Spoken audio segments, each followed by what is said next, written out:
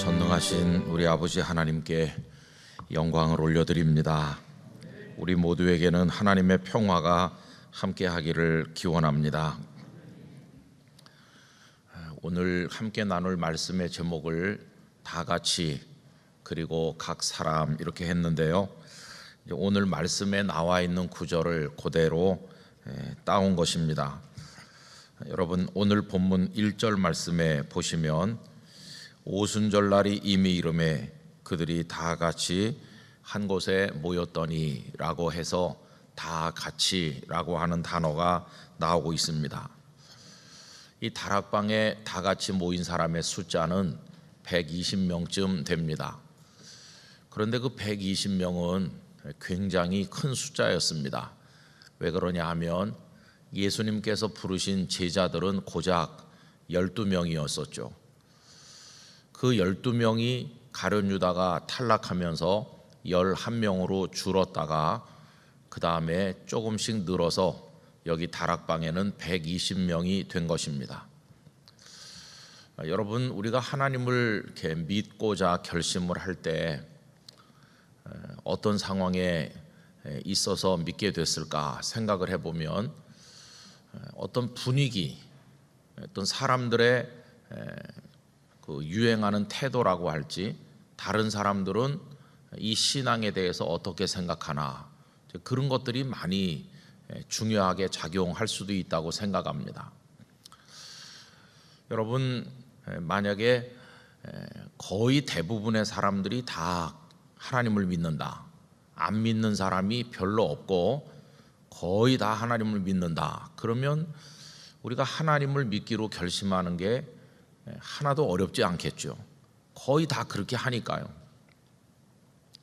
그런데 아주 소수만이 하나님을 믿는다, 그럴 때 그 소수 속에 한 사람이 된다고 하는 것은 어려운 것입니다. 그럴수록 두 가지 의식이 많이 작용하겠죠. 하나는 하나님께서 많은 사람 중에서 소수를 부르시는데 그 중에 나를 부르셨다, 선택받은 감격, 그게 훨씬 더 클 것입니다.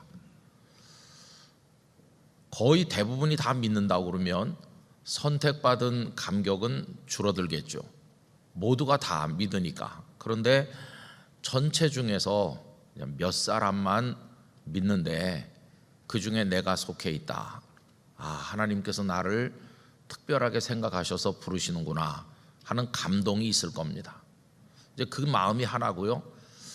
또 다른 마음 하나는 다른 사람들이 거의 대부분 믿지 않는 가운데 내가 믿는다고 하는 것은 굉장한 고통을 감내하지 않으면 안 되는 것이니까 다른 이들의 이상한 눈초리, 비난 혹은 또 핍박, 그런 걸 다 이제 각오하면서도 믿는 것이니까, 그럴 때 사람의 입장에서는 아주 단단한 결단 그리고 각오, 이런 것들이 필요하겠죠.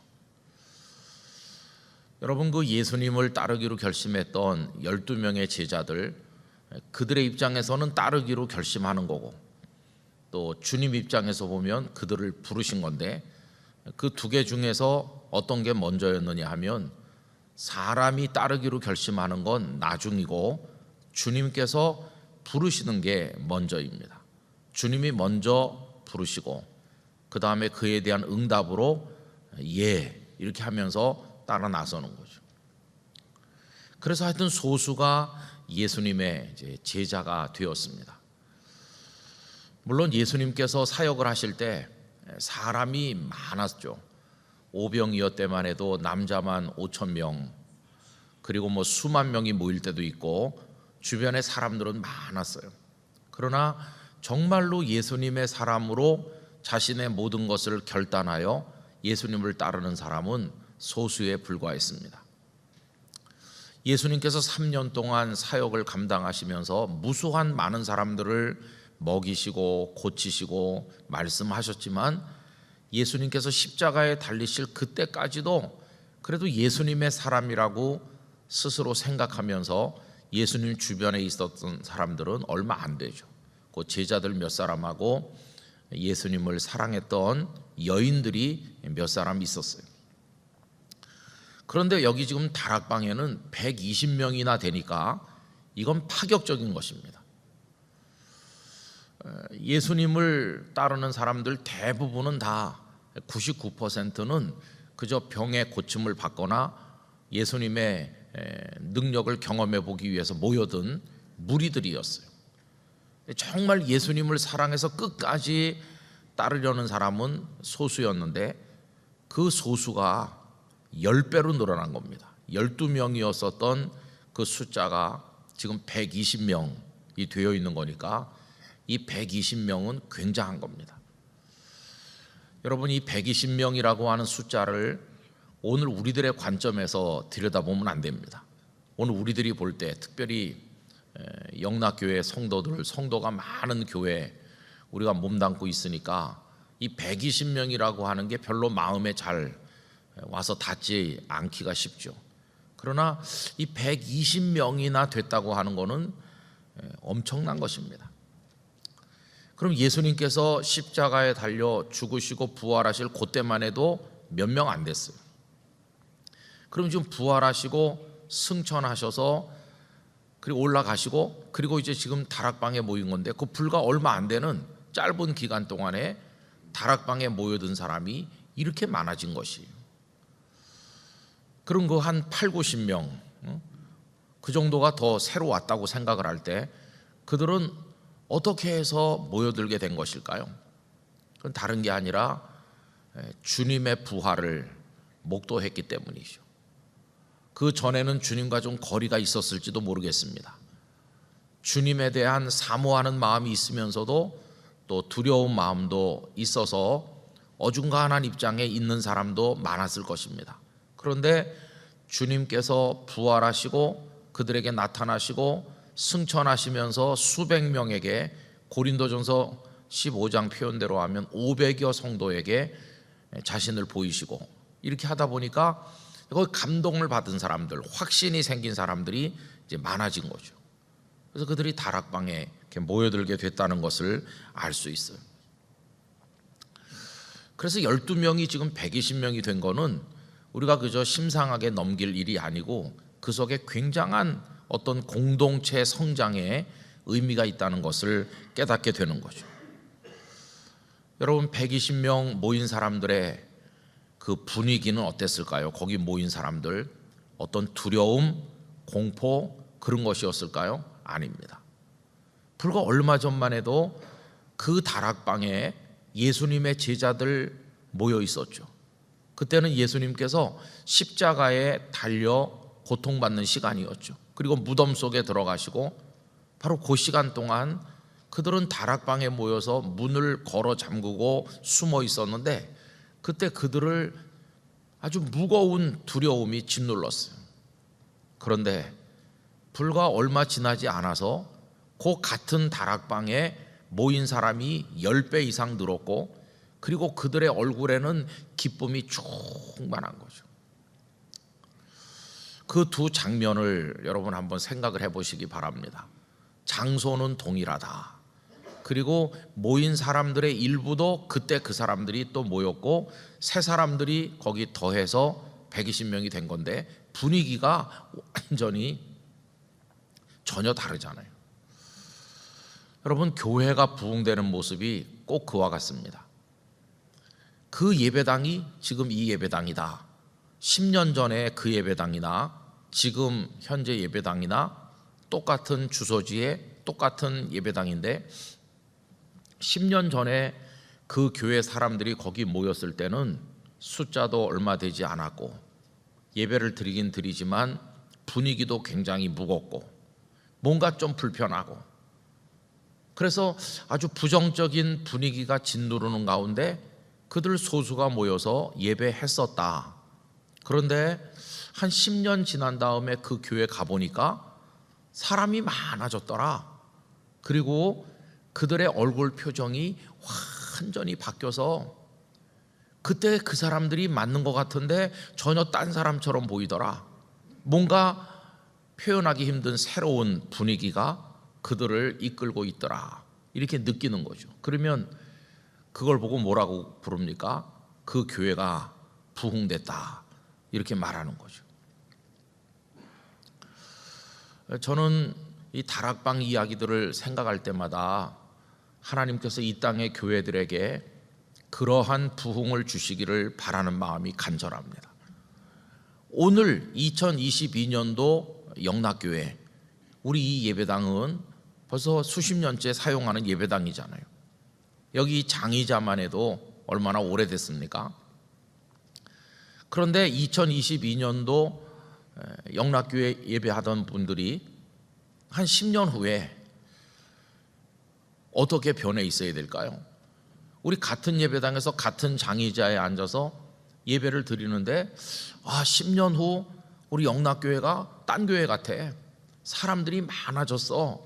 그리고 예배를 드리는 그 얼굴 모습이 다 천사 같아. 여러분, 이렇게 변해 있어야 되는 거 아니겠어요? 그게 부흥인 것이죠. 그러면 그 소수가 모여서 문을 걸어 잠그고 벌벌 떨던 그 다락방과 여기 지금 120명이 모인 다락방은 뭐가 달라진 것입니까? 바로 거기 기독교 복음의 어떤 생명의 능력이 있는 거죠. 가장 결정적인 것은 주님께서 부활하셨다는 것이고, 또 하나는 그 부활과 승천을 목도한 그 거기 모인 사람들의 마음속에 기쁨이 충만했고 미래에 대한 기대감이 넘치는데, 아버지의 약속하신 성령을 기다리라. 그래서 지금 이 사람들이 하나님 아버지께서 내려주실 그 성령님을 기다리면서 다락방에 모여 있는 것이잖아요. 여러분, 뭔가를 기다린다고 하는 것은 그들의 마음이 미래를 향해서 열려 있는 것입니다. 하나님께서 우리에게 어떻게 역사하실라나, 하나님의 영 보혜사를 보내주신다고 하는데, 보혜사 성령님은 어떤 분이실까? 그분이 우리에게 오시면 권능을 받고 우리가 땅끝까지 증인이 될 거라고 예수님께서 승천하시기 전에 말씀하셨는데, 권능은 어떻게 우리에게 올 것인가? 그리고 우리가 증인이 된다고 하는데, 그저 바닷가에서 물고기 잡고 어떤 사람은 세리였었고 뭐 그런 우리들이 어떻게 땅끝에까지 가서 증인이 된다는 것일까? 이 모든 게 의아하면서도 그들의 마음이 지금 커다란 기대감으로 들떠 있는 것이죠. 여러분, 부흥하는 교회는 성도들의 마음에 그런 요소들이 다 있는 것입니다. 하나님께서 내려주실 은혜에 대한 기대가 있어요. 그리고 그 하나님이 내려주신 은혜에 대해서 자신의 것으로 그걸 받아들이고자 하는 열정이 있어요. 그러면서 미래를 향해서 마음이 열려 있는 것이. 우리 성도님들은 영락교회 오랫동안 출석하시고 다니시면서 오늘에 이르러 계시는데, 여러분들의 마음이 영락교회 10년 후, 20년 후, 30년 후를 향해서 열려 있으시기를 바랍니다. 우리 교회는 하나님의 역사가 더 왕성하게 나타날 줄 나는 믿습니다. 내 아들이 주역이 되고 내 며느리가 영락교회 중심이 되는 앞으로 20, 30년 후에 그들이 우리 교회 중직자가 되고 했을 때 훨씬 더 왕성한 하나님 나라 복음의 역사가 이루어질 줄 믿습니다. 하나님 아버지의 약속하신 성령께서 앞으로도 계속해서 우리 중에 임하여 역사하시고 우리를 새로운 세계로 더 넓은 지평으로 인도해 가실 줄 믿습니다. 그게 우리를 다스리면 우리 교회는 부흥할 것입니다. 그러나 문을 걸어 닫고 그 안에 안주하고 있는 것처럼 있으면 매주 모여서 예배를 드려도 거기는 아무 기대감이 없어요. 예수님이 죽으셨구나. 예수님이 죽으셨다고 생각하는 것이. 여러분, 우리 기독교 신앙의 핵심이 뭡니까? 예수님이 죽으셨구나가 아니라 예수님이 부활하셨다는 것이. 전혀 다르잖아요. 이 영적 분위기가 완전히 다른 것이. 저는 많은 교회들을 방문하면서 똑같이 찬송가 부르고 성경 말씀을 읽고 설교하고 그러는데, 야, 어떻게 이렇게 다를 수가 있나, 그런 것들을 많이 느낍니다. 어떤 교회 집회를 가보면 첫날 저녁 예배가 시작되기 전에 벌써 알 수 있어요. 아, 이 교회는 열려서 큰 하나님의 역사에 대한 기대감으로 가슴이 뜨겁고 성도들이 달려가는, 앞을 향해 달려가는 교회구나. 아, 이 교회는 가만히 웅크리고 앉아서 아무것도 못하는 교회구나. 그런 거를 금방 알 수 있어.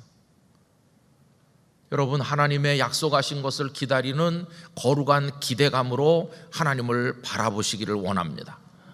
그러면서 하나님의 거룩한 역사, 주님을 부활하게 하신 그 생명의 역사가 우리 중에 역사할 줄 믿어야 되는 것이죠.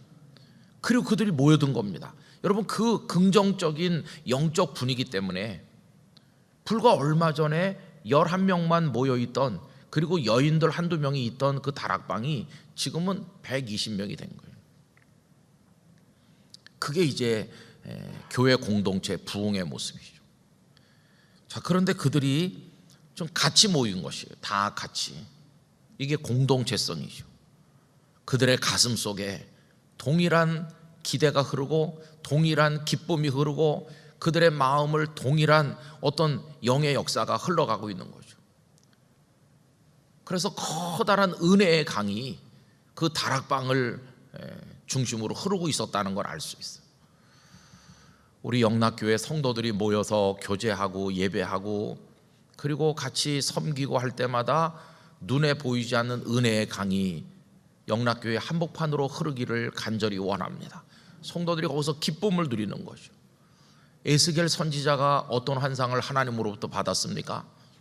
생명의 강물이 흘러나오는데 성전 문지방에서 처음에는 발목에 차고 그 다음에 무릎에 차고 그 다음에는 허리에 차고 나중에는 그게 큰 강이 되어서 헤엄칠 정도로 큰 강물이 되었는데 거기 물고기들이 살고 그 좌우편에는 생명나무들이 자라고 어부가 그물을 던지면서 마을이 생기고 사람들이 북적대면서 살아가는 어떤 그런 환상을 보지 않았습니까? 여러분, 그게 이제 하나님의 교회 부흥을 우리들에게 보여주는 것이라고 생각을 하는 것이죠. 그래서 이 사도행전 2장의 다락방 이야기를 묵상을 하면요, 굉장히 황홀한 기대를 가지게 돼요. 하나님, 영락교회 안에 은혜의 강물이 흐르게 해주세요. 거룩한 기대감과 성도들의 마음속에 소망의 믿음이 충만하게 해주세요. 우리 교회 내일을 내다보면서 이 교회를 통해서 내 심령이 복을 받고 내 자손들이 은혜를 얻고 이 교회와 함께 하나님을 섬길 꿈을 꾸게 해주세요. 그래서 여기 많은 사람들이 모여들어 빈자리들을 채우면서 하나님의 살아있는 역사를 볼 수 있게 도와주시옵소서. 그런 기대를 우리가 가지고 하나님 앞에 기도하게 되는 것이죠. 그래서 이들이 다 함께 이제 모인 것이에요. 거기 남자도 있고 여자도 있고 예수님의 사도들도 있고 그렇지 않는 사람들도 있고. 여러분, 나중에 그 마띠아를 제비 뽑아 세우는 그 장면 우리 지난번에 보면은 그들은 예수님의 12 제자에 들었던 사람들은 아니죠.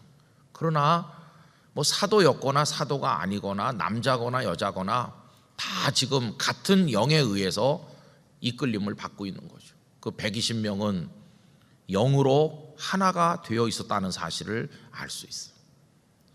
하나님의 교회는 다 함께 모이는 하나됨이 있어야 됩니다. 하나됨. 그게 교회의 본질 중에 하나인 것이죠. 에베소서 4장 1절에서 6절까지를 제가 한번 읽어 드릴 텐데요, 이 교회가 어떻게 하나 되어야 되는가 하는 걸 잘 말씀하고 있죠. 그러므로 주 안에서 갇힌 내가 너희를 권하노니 너희가 부르심을 받은 일에 합당하게 행하여 모든 겸손과 온유로 하고 오래 참음으로 사랑 가운데서 서로 용납하고 평안에 매는 줄로 성령이 하나 되게 하신 것을 힘써 지키라, 이렇게 말씀하거든요. 거기 보면 믿음의 덕들을 나열하고 있어요. 겸손, 온유, 오래 참음, 사랑, 서로 용납, 이런 것들은 하나 되는데 필요한 것이에요. 교만한 사람들끼리는 하나 될 수 없고 참지 못하는 사람들끼리는 하나 될 수 없거든요. 오래 참고 서로 겸손하고 서로 용납하고 이렇게 해가지고 평안에 매는 줄로 성령이 하나 되게 하신 것을 힘써 지키라. 여러분, 교회는 어떤 일이 있어도 일치해야 됩니다. 하나가 돼야 됩니다. 그래서 영락교회를 두고 말한다면 우리 영락교회 출석하는 성도 한 사람 한 사람이 환경도 다르고 출신도 다르고 성격도 다르고 입맛도 다르고 다 다르지만 예수 그리스도 안에서 성도들이 하나가 돼야 됩니다. 그 다음에 교회와 교회 사이에도 하나가 돼야 됩니다. 영락교회와 저 옆에 있는 어떤 다른 교회가 예수 그리스도 안에서 하나가 돼야 됩니다. 그 다음에 교단과 교단 사이에도 예수 그리스도를 중심으로 하나가 돼야 됩니다. 그리고 이 지구촌에 있는 모든 교회들이 한 분 예수 그리스도의 구주되심을, 한 분 예수 그리스도의 십자가와 부활의 복음을 믿는다면 다 하나가 돼야 되는 것이. 저 아프리카에 있는 교회도, 동남아시아의 교회도, 저 중국 땅에 있는 교회도 교단 이름은 다양할 수도 있고 예배 순서는 좀 틀릴 수도 있고 어떤 교회는 세례를 받고 어떤 교회는 침례를 받고 또 어떤 교회는 뭐 장로 제도가 있기도 하고 없기도 하고 그런 직제가 다르고 좀 다르지만 예수 그리스도만이 유일한 생명의 구주요 십자가와 부활의 공로를 통해 우리가 은혜 받고 구원받는다는 걸 믿는다면 우리는 다 형제요 자매가 되는 것이죠. 하나를 이루어야 되는 것이죠. 그래서 그 다음에 보면 하나라고 하는 말이 계속 나와요.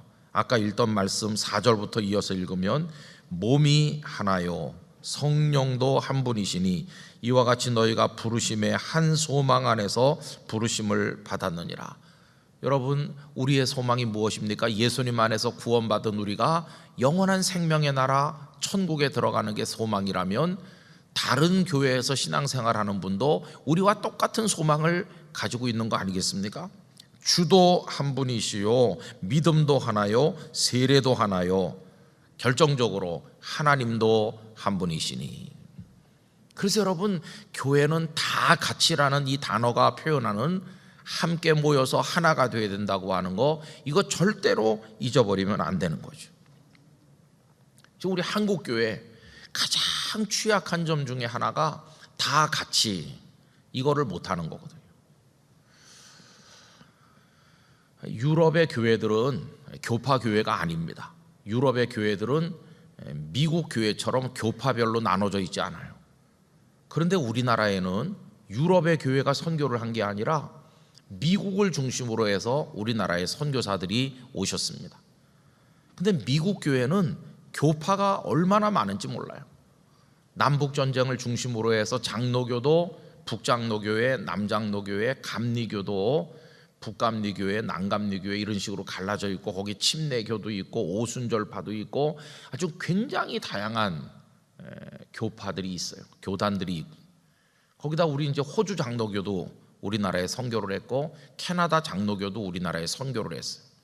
그래서 구한 말에 선교사님들이 우리나라에 들어오셨는데 서로 다른 교파, 서로 다른 교단에서 제각기 파송받아서 오셔서 제각기 선교를 하는 거예요. 그래서 우리나라는 그걸 그대로 여기다가 심다 보니까 대한민국 교회는 교파가 너무 다양한 교회가 되고 말았어요. 여러분, 북한의 문이 언제 열리는지 우리는 알지 못해요.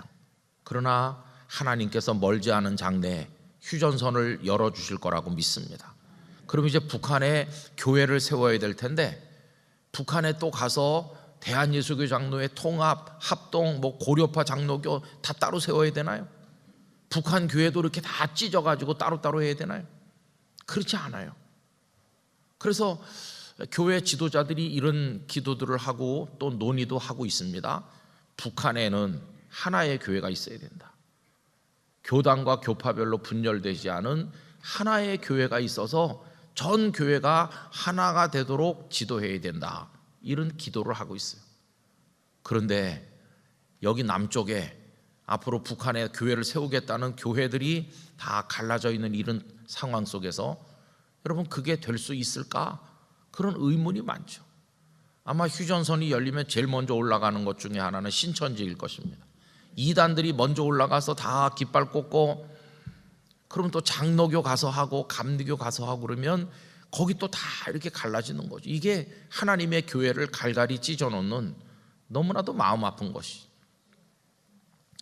그래서 우리들은 하나 되기 위한 노력을 기울여야 되는데, 여러분, 우리 영락교회 안에서라도 우리가 주님을 중심으로 하나 되기를 원하는 것입니다. 교회 일을 하는 스타일도 다 달라요. 교회 집사님, 권사님들 보면 성격대로 일하고, 어떤 분은 막 마음이 급한 분도 있고, 어떤 분은 느긋한 분도 있고, 다양해요. 속 터져서 답답해 그러면서 저 집사님하고는 같이 못해, 뭐 그러고 그러잖아요. 그렇지만은 우리 안에서부터 하나가 돼야 되는 것이죠. 하나님이 한 분이시니까. 구원의 길은 주님의 십자가 부활의 복음 그 하나밖에 없으니까. 예수 그리스도만이 유일한 구주이시니까. 이것을 그 사람도 믿고 나도 믿으니까 우리들은 하나가 되는 것입니다. 이걸 이제 우리가 오늘 이 다 같이라고 하는 단어를 통해서 배우는 것이죠. 다락방에 모인 사람들 제각기 다 달랐지만 다 같이 모였어요. 그러면서 이제 오늘 본문은 우리에게 다 같이 모였으나 하나님의 성령이 임하실 때는 각 사람에게 따로따로 임하셨다는 걸 말씀하고 있는 거죠. 오늘 말씀 3절 보시기 바랍니다. 마치 불의 혀처럼 갈라지는 것들이 그들에게 보여, 그 다음에 보시면 각 사람 위에 하나씩 임하여 있었다. 120명이 다 같이 모였는데 하나님의 영은 베드로는 베드로, 야고보는 야고보에게 각 사람에게 임하신 것을 볼 수 있어요. 여러분, 이건 굉장히 놀라운 것입니다. 성령님께서 거기 임하시는데 각 사람에게 따로따로 임하셨다는 것은 기본적으로 뭘 말해주느냐 하면, 하나님께서는 우리 각 사람을 존중하시고 각 사람을 사랑하신다는 걸 말해주는 것입니다. 여러분, 이 당시는 로마 시대 아닙니까? 로마 시대는 전체주의 독재 시대죠. 황제가, 물론 원로원도 있었고 하지만 절대 황제가 절대 권력을 가지고 수많은 사람들을 움직이던 때입니다. 그때는 한 사람이 존중되지 않았어요. 이 로마 제국 시대만 해도 개인의 존엄성 같은 거는 존재하지 않았어요. 그냥 그 전체를 위해서 개인은 그냥 죽는 거예요. 그러나 우리 하나님께서는 각 사람을 잘 아셨어요. 홍길동을 홍길동으로 아시는 하나님은 김길동은 김길동대로 사랑하시는 거예요. 홍길동이 입었던 옷을 김길동에게 던져주면서 안 맞아도 입어, 그런 하나님이 아니시라 그 말입니다. 하나님은 홍길동은 홍길동대로 사랑하시고 김길동은 김길동대로 사랑하셔서 각자에게 맞춤 은혜를 주시고, 하나님의 성령께서 임하실 때도 각 사람에게 필요한 은사들을 나눠주시는 것이 다 다양하게, 다 다르게. 그래서 여러분, 하나님은 저를 잘 알고 계시고 우리 성도님들을 잘 알고 계신 하나님이십니다. 이게 놀라운 것입니다. 하나님께서 120명을 그냥 한꺼번에 묶어가지고 너희 120명 이렇게 하지 않으시고 한 사람 한 사람에게 하나님의 영이 임하셨다는 것 정말 놀랍죠. 여러분, 성령께서 임하시는 그 은사도, 성령께서 나눠주신 은사도 사람마다 다 다른 것입니다. 이걸 잘 보여주는 건 고린도전서 12장인데 4절부터 제가 읽어보겠습니다. 은사는 여러 가지나 성령은 같고, 한 성령님이시죠. 그런데 한 성령님이 주시는 은사는 여러 가지라고 말씀하고 있어요. 직분은 여러 가지나 주는 같으며, 우리가 교회에서 받은 직분이 다양하지만은 그 직분을 우리에게 주시는 주님은 한 분 동일하신 주님이시다 하는 거죠. 또 사역은 여러 가지나 모든 것을 모든 사람 가운데서 이루시는 하나님은 같으니, 한 분 하나님께서 우리에게 다 서로 다른 사역의 사명을 나눠주신다는 거죠. 각 사람에게 성령을 나타내심은 유익하게 하려 하심이라.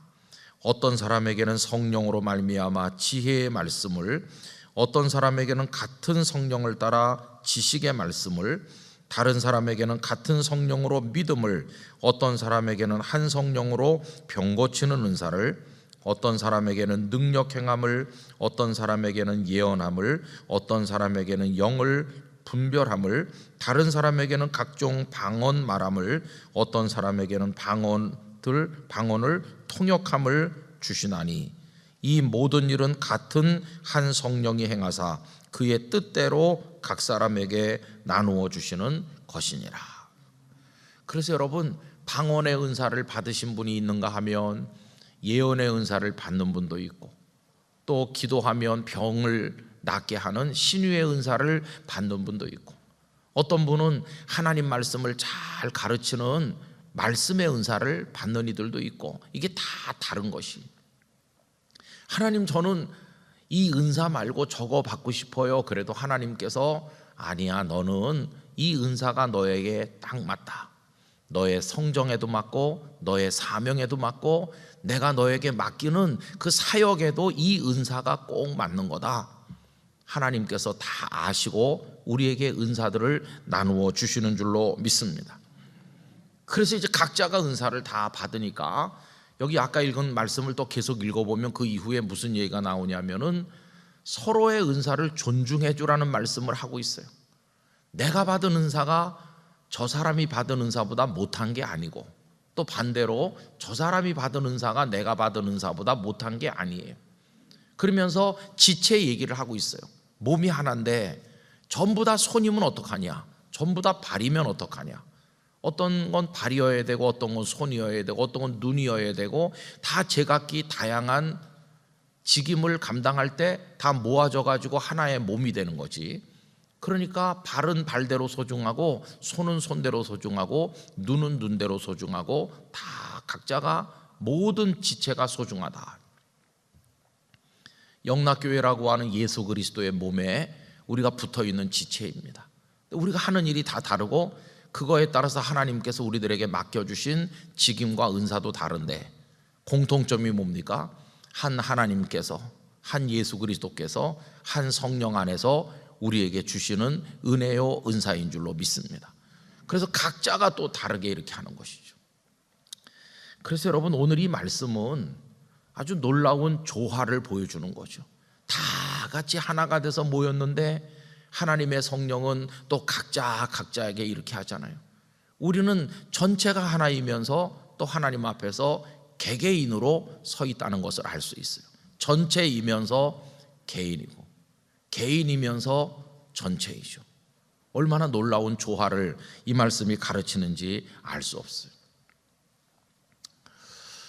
여러분, 그러면 이 개인을 이야기할 때 우리가 이제 늘 주목해야 되는 차원은 두 가지인데요. 하나는 구원에 있어서는 어떤가? 여러분, 구원받는 데 있어서는 극히 개인적입니다. 아버지가 신앙생활 잘하신다고 나까지 덩달아 구원받는 일은 없습니다. 예수님 말씀하셨죠? 두 여자가 맷돌을 돌리고 있는데 한 여자는 데려가고 한 여자는 버려둔다. 두 사람이 밭을 갈고 있는데 한 사람은 데려가고 한 사람은 버려둔다. 이게 뭘 말해줍니까? 구원은 지극히 개인적인 문제라는 걸 말씀하고 있어요.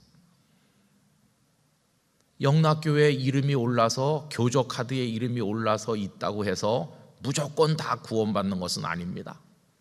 이게 두렵기도 하고 놀라운 것이죠. 영락교회 출석하는 모든 성도 한 분 한 분이 다 예수 그리스도를 구주로 믿고 변화된 성도가 되어서 모든 분들이 자신의 믿음으로 구원의 은혜를 얻어야만 되는 것이죠. 너무나도 중요한 심각한 문제입니다. 각자 개개인의 문제죠. 그때 우리는 절대 고독을 경험하는 것입니다. 아무도 도와줄 수 없으니까. 우리가 마지막에 주님의 부름을 받는 그 순간이 되면 내 믿음으로 내가 구원받는 것이지 다른 사람의 믿음에 덕을 볼 수는 없는 것이에요. 내 믿음으로 내가 구원받는 것이죠. 구원의 문제에 있어서는 지극히 개인적인 것이에요. 그러나 구원의 문제를 그렇게 이제 정리를 하고 사역을 할 때 또 서로 도와가면서 주님의 일을 감당하는 모든 나머지 영역에 있어서는 우리는 철저히 하나가 되어야 되는 것이죠. 다 같이 모여서 함께 감당하는 거죠. 이 적절한 조화를 보여주는 이야기가 있다고 생각하는데요. 여러분, 도스토예프스키라는 유명한 작가의 카라마조프의 형제라고 하는 명작이 있죠. 그 소설 속에 양파 이야기라는 유명한 이야기가 나옵니다. 한 노파가 있는데 악독하기가 이를 데가 없고 착한 일이라고는 해본 일이 없는 정말 악독한 노파가 죽었어요. 그래서 악령들이 그 노파를 저 음부로 끌고 내려갔어요. 영원한 멸망의 음부로 끌려가는 겁니다. 그런데 그 노파의 수호 천사가 눈물을 뚝뚝 흘리면서 저 노파가 정말 평생을 사는 동안에 착한 일을 한 게 하나도 없나 샅샅이 조사를 하기 시작을 했는데 지나가는 거린에게 양파를 하나 준 게 있다는 게 찾아졌어요. 그래서 이 천사가 하나님께 가서 하소연을 했습니다. 저 노파가 못됐긴 하지만 조사를 해보니까 양파 하나를 남한테 준 일이 있습니다. 그랬더니 하나님께서 그러냐? 그러면 그 양파를 가지고 가서 그 자꾸 거기 떨어진 그 지옥에서 올라오도록 해줘라. 그래서 이제 이 천사가 양파를 가지고 갑니다. 당신이 이 세상에 있는 동안에 양파 하나를 거린에게 준 적이 있기 때문에 이 자비가 여기 임했으니까 자, 이 양파를 잡고 날 따라 올라오시오. 그래서 이 노파가 그 양파를 붙들었어요. 근데 노파가 이제 양파를 붙들고 올라가니까 그 거기 같이 떨어져 있던 다른 사람들이 그 노파 바지가랑이를 잡고 같이 올려가려고 하는 거예요. 그때 이 노파가 막 소리를 지르면서 이 나쁜 놈들, 너희들은 착한 일을 하나도 한 게 없고 나는 이래봬도 양파를 준 적이 있는 사람이야. 그러면서 욕을 하면서 그 바지가랑이 붙은 사람들을 막 발로 차서 떨어뜨리기 시작했어요. 너희들은 떨어져라, 나는 올라간다. 이렇게 올라가는데 그렇게 발버둥을 치다 보니까 양파가 쭉 벗겨지면서 결국 그 노파도 다시 밑으로 추락하는 거예요. 그래서 그 천사가 눈물을 뚝뚝 흘리면서 그냥 올라갔다. 그런 얘기가 그 속에 나오는 거죠. 이 양파 얘기입니다. 근데 이 이야기는 기독교적인 이야기는 아닙니다. 기독교적 분위기를 풍기기는 해요. 거기 뭐 지옥도 나오고 하나님도 나오고 천사도 등장하고 그러니까 꼭 성경적인 메시지인 듯이 보이지만 엄격하게 생각해 보면 문제가 많은 얘기긴 해요. 여러분, 구원을 받는 게 조금 아까 말씀드린 것처럼 각자의 믿음으로 구원받는 거지 다른 사람 바지가랑이 붙들고 올라가는 거 있을 수 있나요? 있을 수 없어요. 벌써 그건 이제 복음하고는 맞지 않는 거예요. 그러나 그 이야기가 약간 우리가 생각해 볼 거리는 주고 있어요. 그게 뭐냐 하면은 그 이야기 속에서 흐르고 있는 게 뭐냐 하면은 사랑이라고 하는 주제는 알려주고 있어요. 그 노파가 자기한테 매달려 올라가 보고 싶어 하는 사람들을 발로 차내는 게 그게 잘하는 건가 하는 의문점은 우리한테 준다는 것입니다. 오히려 그 노파가 정말 구원받을 만한 사람이라면 뭐라고 말해야 될까요?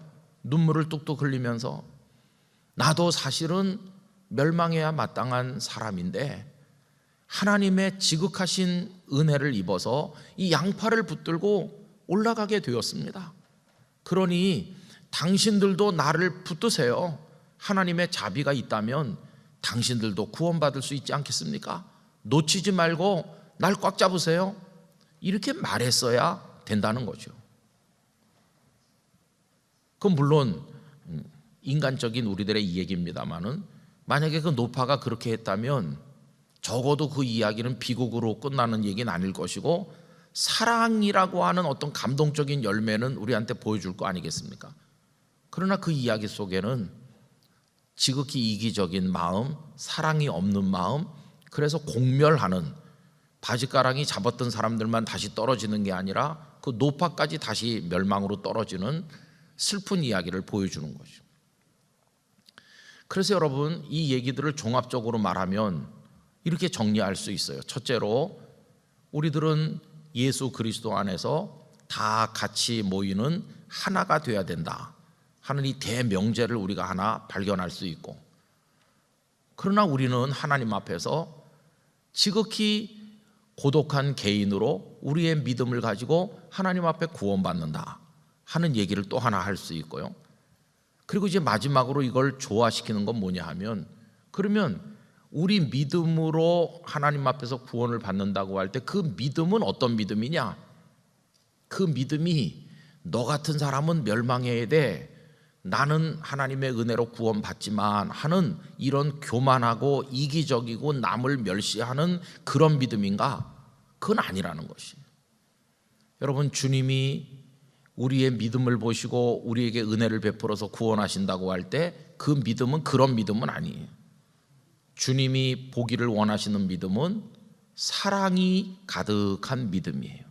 사랑이 가득한 믿음. 아, 저 영혼이 불쌍하다, 저 사람도 같이 구원받는다면 얼마나 좋을까.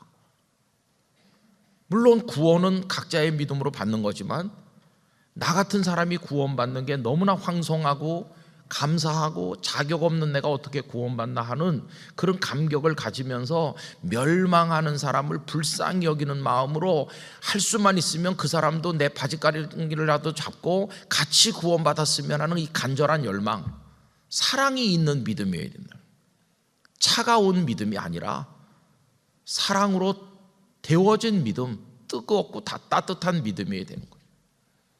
그래서 여러분, 주님이 우리에게 보길 원하시는 믿음은 냉랭한 바람이 쌀쌀 부는 그런 믿음이 아니에요. 가슴이 차갑게 식었는데 입으로만 주는 그리스도시요 살아계신 하나님의 아들이시니이다, 이거를 고백하는 그런 믿음을 주님이 기대하시는 게 아니에요. 주님이 보기를 원하시는 믿음은 사랑으로 인해서 가슴이 덮여진 따뜻한 믿음, 그 믿음을 보기를 원하시는 거예요. 왜 그런지 아십니까? 예수님이 십자가와 부활로 우리를 구원하실 때 십자가 자체가 뭡니까? 십자가 자체가 사랑이거든요. 사랑. 우리를 향한 사랑. 그러니까 우리의 믿음이라고 하는 거는 사랑 안에서 있는 믿음이어야지, 사랑이 빠진 믿음은 그건 믿음이 아니라는 걸 알 수 있어요. 사랑이 가득한 믿음을 가져야 하나됨을 이룰 수 있는 것입니다. 사랑이 하나도 없는 식어버린 냉랭한 믿음은 하나됨을 이룰 수 없어요. 나밖에 모르니까. 그래서 공동체가 다 깨지고 하나를 이룰 수 없어요. 그건 믿음이 아닙니다. 주는 그리스도시요를 하루 종일 반복해도 그 가슴 속에 사랑이 없는 믿음은 구원받을 수 없는 죽은 믿음인 것이죠. 야고보서가 말씀하는 행함이 없는 믿음이라는 게 뭘까요? 행함이 없는 믿음이라는 게 바로 그겁니다. 다른 사람을 품지 못하는 믿음, 긍휼히 여기지 않는 믿음, 굶는 사람을 보면서도 그냥 지나가는 믿음, 강도 만난 사람이 쓰러져 있는데 그냥 지나가는 제사장의 믿음, 레위인의 믿음은 주님이 원하시는 구원받을 만한 믿음이 아닙니다. 그래서 우리가 가져야 되는 믿음은 신앙 고백적 어떤 교리를 믿고 고백하는 그런 믿음이서 머물러서는 안 되고, 그 안에 주님이 십자가에서 당신을 던지시는 사랑으로 나를 구원하셨으니, 주님, 저도 저 형제를 사랑합니다, 저 형제와 같이 구원받기를 원합니다, 사랑의 마음이 있는 그런 믿음을 주님이 기뻐하신다는 것을 알 수 있어요. 여러분, 그게 잘 표현되고 있는 대목이 어디입니까? 예수님께서 가버나움에 어떤 집에 오셨을 때 사람이 많아서 그 집에 운신할 수가 없는데 중풍병자가 그 마을에 있었잖아요. 그런데 건강한 네 사람이 자기들만 예수님을 만나기 위해서 올 수 있지만 자기들만 오지 아니하고 중풍병 걸린 그 친구를 침상채 메고 와서 지붕을 뜯고 달아내렸잖아요. 그게 뭡니까? 그게 함께 하는 겁니다. 그게 사랑하는 마음입니다.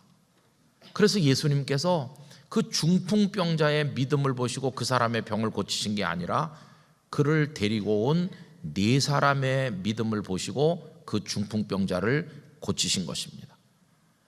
그런데 그 과정 속에서 주님은 중풍병자도 구원하시죠.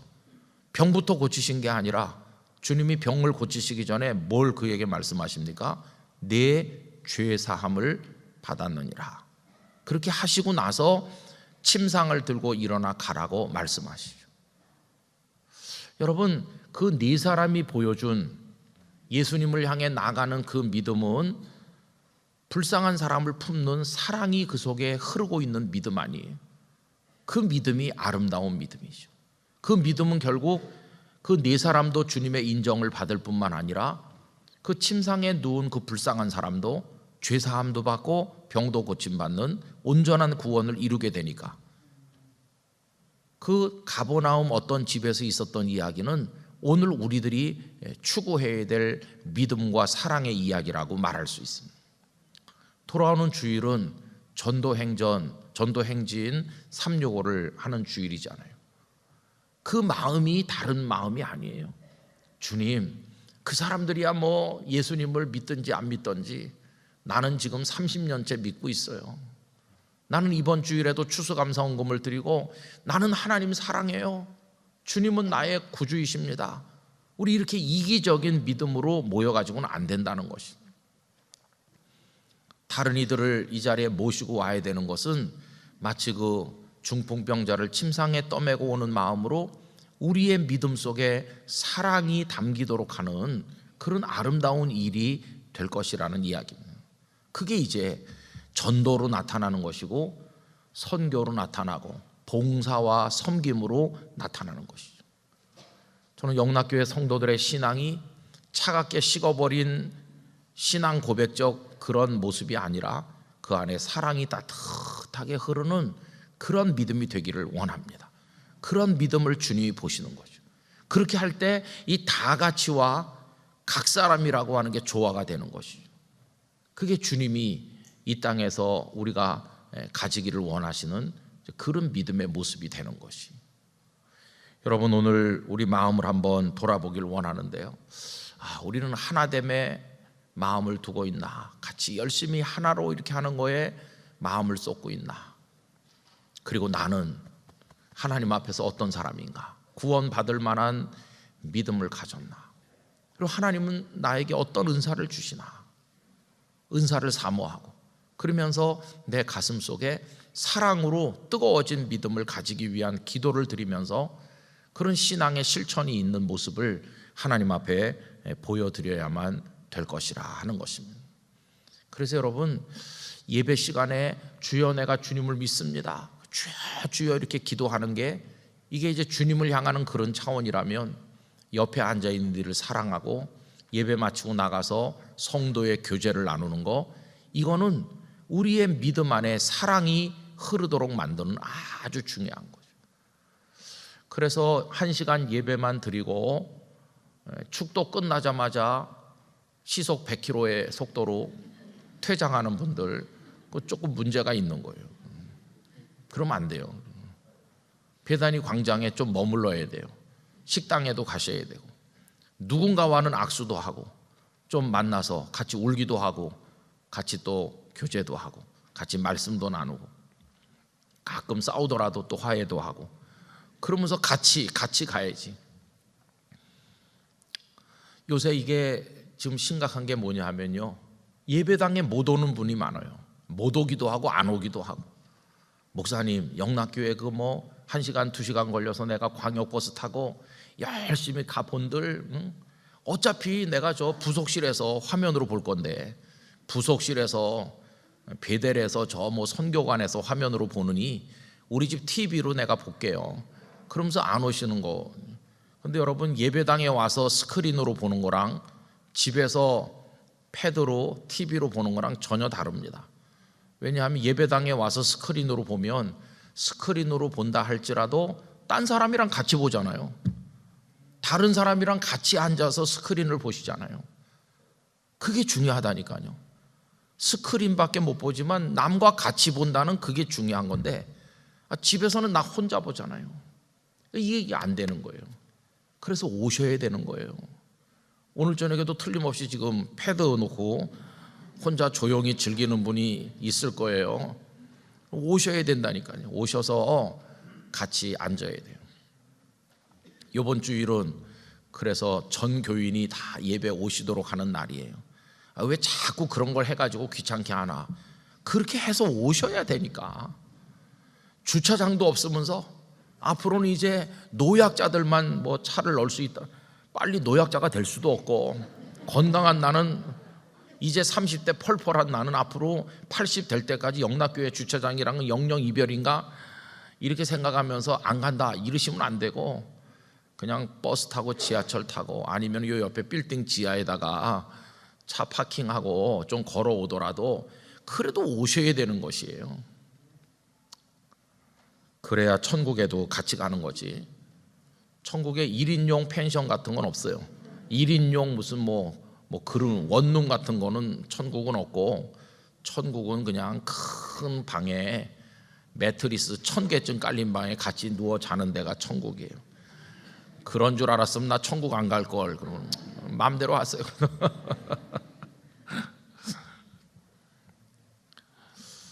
그 정도 하고 맞춰야 되는데, 더 말하고 싶지만 제 마음은 아셨죠? 이제 그렇게 하는 거예요. 저는 그래서 막 우리가 요란하진 않지만, 영락교회 가서 예배 드렸더니 성도들이 다 하나님 앞에 진실하고 정말 간절히 신앙 고백하고 하나님을 잘 믿으려고 하는 것 같더라. 그런데 또 따뜻하기도 하더라. 관심을 가지고 사랑해 주더라.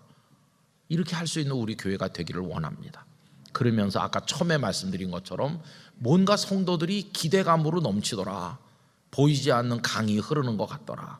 그 은혜의 강이 우리 가운데 흐르고, 그래서 지금보다 한 10년 후에는 더 많은 사람들이 모이고, 영락교회 성도들의 헌신을 통해서 많은 선교단체, 선교사님, 교회들, 어려운 기관들을 돕고 이렇게 하는 것이에요.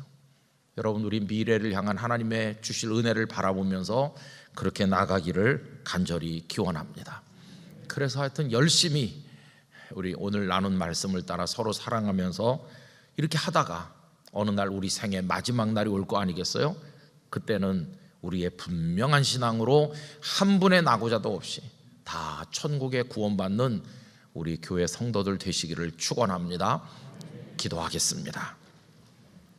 아버지 하나님, 다락방에 다 같이 모였는데 불과 얼마 전에 소수가 모인 곳에 비하면 120명이나 모였습니다. 그리고 기쁨이 가득했고 하나님의 약속하신 것을 기다리는 기대감이 있었고 마음이 열려 있었습니다. 영락교회도 그와 같이 하나 되어 모이게 해주시기를 원합니다. 그리고 성령께서는 각 사람에게 각자 임하셨는데, 주여 우리 개개인을 아시고 우리 형편과 처지를 아시고 우리에게 맞춤 은혜를 주시는 줄로 믿습니다. 은사를 사모하게 하여 주시옵시고 서로의 은사를 존중하고 배려하며 귀하게 여겨주는 마음을 가지게 하여 주시옵시고, 아울러 하나님 앞에 구원받을 만한 믿음을 각자가 가지게 하시되 사랑으로 덮여진 따뜻한 믿음을 가지게 하여 주시옵소서. 함께 코로나의 이 어려움 속에서도 모이게 힘쓰고 서로 교제하며 하나님의 영광을 위해 달려가는 영락교회가 되게 하여 주시옵소서. 예수님의 이름으로 기도하옵나이다. 아멘.